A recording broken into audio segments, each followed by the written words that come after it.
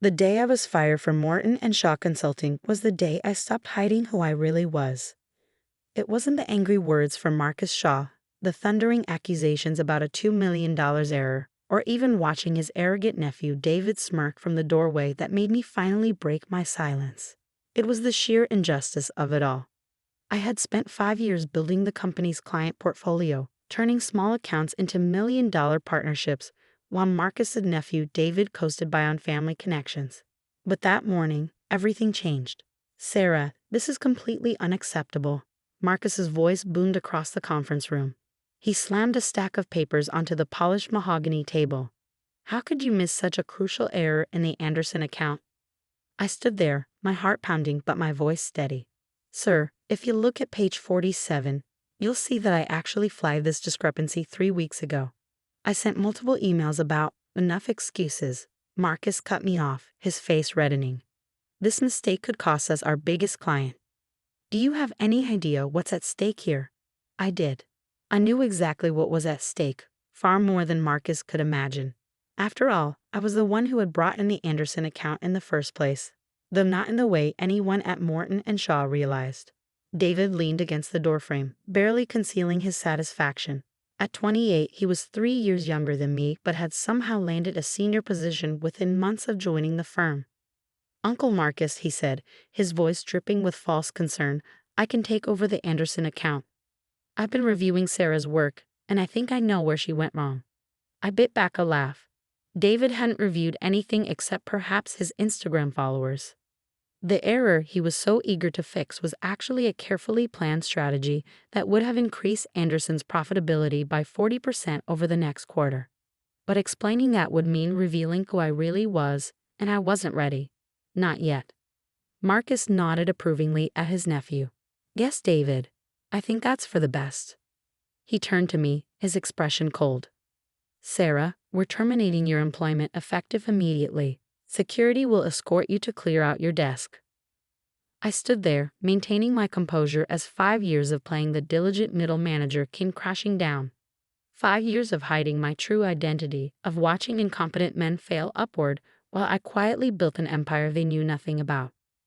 "Mr. Shaw," I said calmly, gathering my papers, "I hope you're certain about this decision." He scoffed. "The board will back me completely. David is more than capable of handling our major accounts."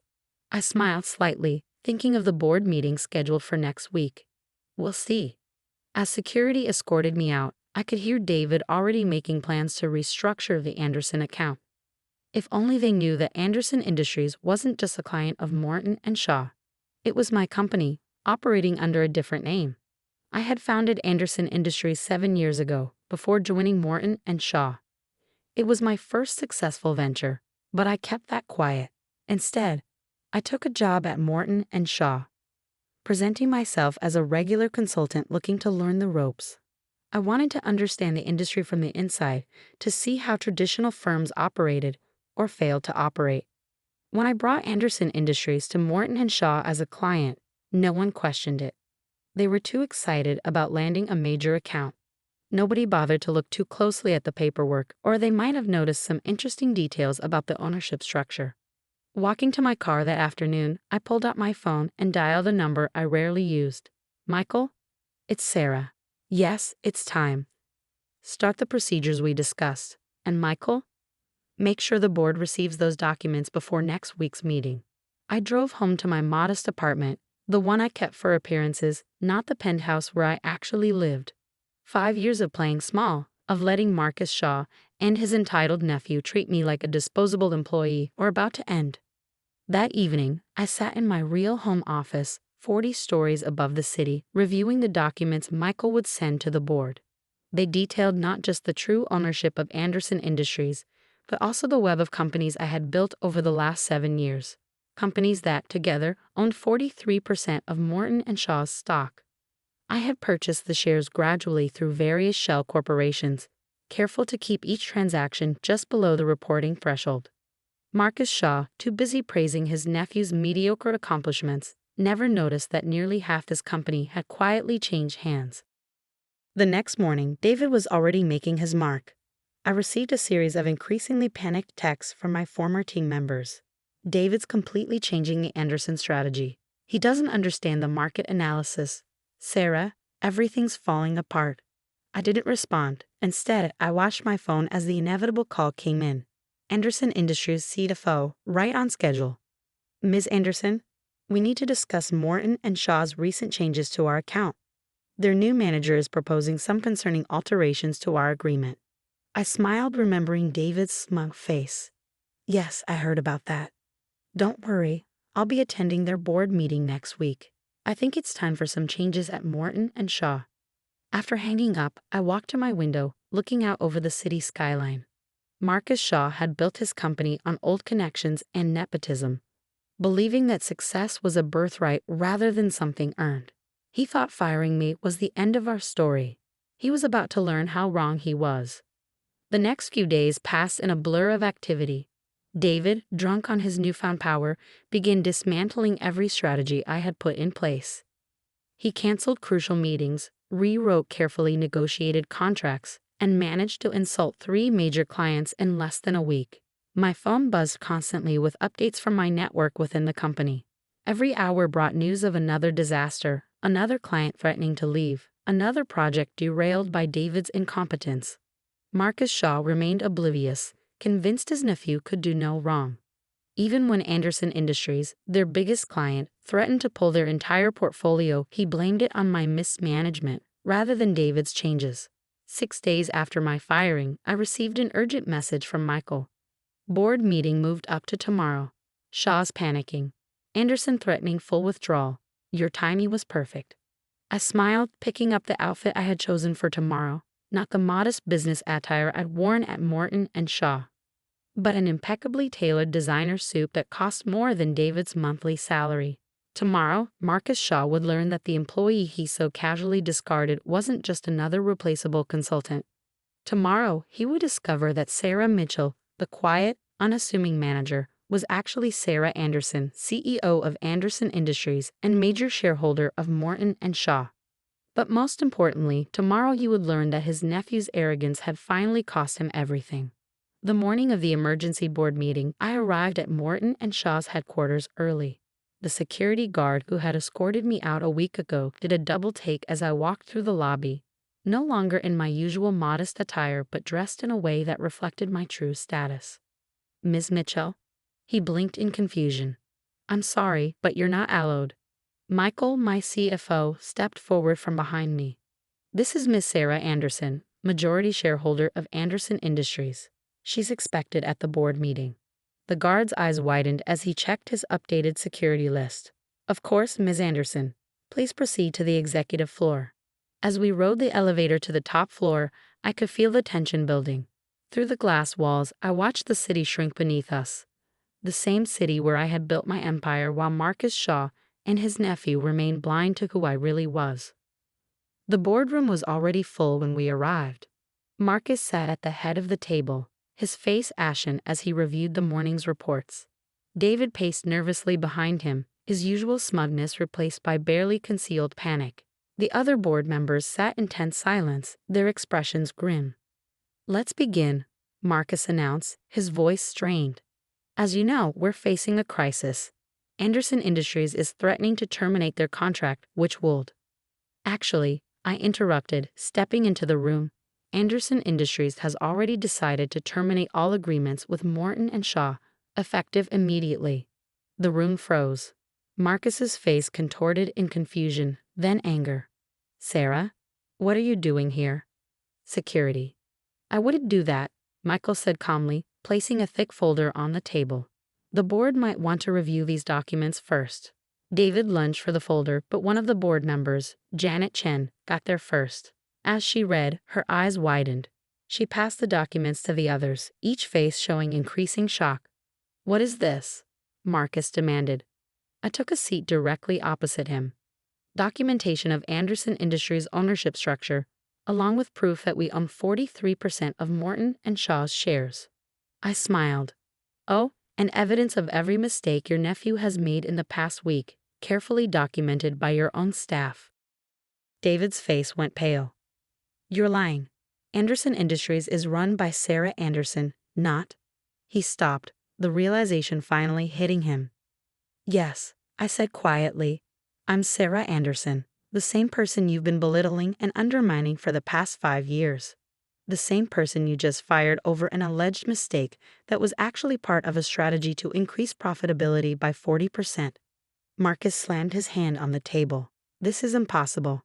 You're just a mid-level manager." "No, Marcus. I'm the CEO of your largest client and a major shareholder in your company.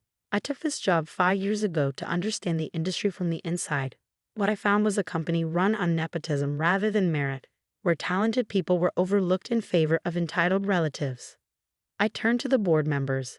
In the past week alone, David's mismanagement has put 6 major accounts at risk. He's violated 3 client agreements and proposed changes that would have reduced Anderson Industries' profitability by millions.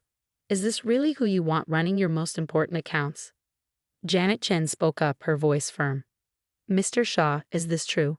Did you fire our most competent manager and hand our biggest account to your inexperienced nephew?" Marcus sputtered. David has shown great potential. David has shown nothing except an ability to nearly destroy this company in less than 2 weeks," another board member cut in. "These reports are damning." I stood up, smoothing my jacket. "As of this moment, Anderson Industries is terminating all contracts with Morton and Shaw. However," I paused, letting the panic in the room build, "I'm willing to maintain our business relationship on 2 conditions." The board members leaned forward eagerly. Marcus's face had lost all color. "First, David is removed from all client accounts immediately. Second, Marcus steps down as CEO, and the board appoints new leadership based on merit, not family connections." David finally found his voice. "You can't do this. Uncle Marcus, tell her she can't." "Actually, she can," Janet interrupted. "And given these documents, she should. Mr. Shaw, I move for an immediate vote on your leadership." What followed was the most satisfying 30 minutes of my career. The board voted unanimously to remove Marcus as CEO. David was demoted to a junior position, though he quit on the spot, storming out while shouting about family loyalty. As the board members filed out, already discussing potential new leadership, Marcus remained seated, staring at his folded hands. "Why?" he asked quietly. "Why work here for 5 years if you already had your own successful company?" I gathered my papers slowly, because I wanted to understand why companies like yours fail. Success isn't inherited, Marcus. It's earned through hard work, intelligence, and treating people with respect. I headed for the door, then turned back. "Oh, and that $2 million mistake you fired me for? The strategy would have increased your profits by $8 million annually. Now it's going to benefit Anderson Industries instead." I walked out of Morton and Shaw for the second time that week, but this time with my head held high and my true identity known. My phone buzzed, messages from my former team members who had just learned who I really was. "OMG Sarah, you're the Sarah Anderson. I knew you were amazing, but this is incredible. Can I send you my resume?" I smiled, typing a quick response. "Meeting tomorrow at 9 a.m. Bring your ideas. Anderson Industries values talent over titles." That evening, I sat in my penthouse office, looking out over the city lights. My assistant brought in a copy of the afternoon's business news. Morton and Shaw Leadership Overhaul. Anderson Industries CEO reveals hidden identity. The article was satisfying, but what meant more were the emails flooding in from employees at Morton and Shaw and other firms. People who have faced similar discrimination, who had been passed over in favor of less qualified but better connected candidates. I opened my laptop and began typing a message to my HR department. New initiative. Create a program to identify and promote overlooked talent in the industry. Working title: The Shaw Learning Experience. After all, the best revenge isn't just proving them wrong, it's making sure no one else has to go through what you did. A week later, I heard that David was applying for entry-level positions at other firms with no success. Marcus had retired to spend time with family, though rumor had it he was trying to start a new consulting firm. Good luck with that. As for me, I finally moved my office to Anderson Industries headquarters, where my parking spot now reads Sarah Anderson, CEO. No more hiding, no more playing small. Sometimes the best way to teach people a lesson is to let them underestimate you until the perfect moment.